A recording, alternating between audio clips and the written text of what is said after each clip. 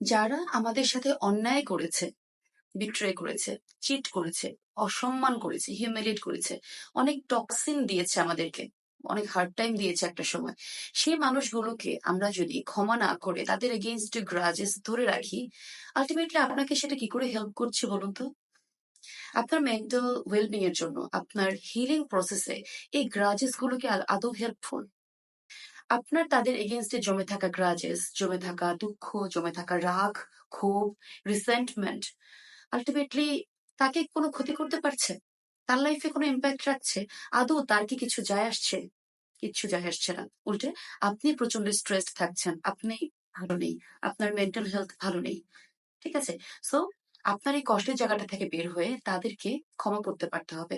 Forgive them, but never trust them again. মনে রাখবেন।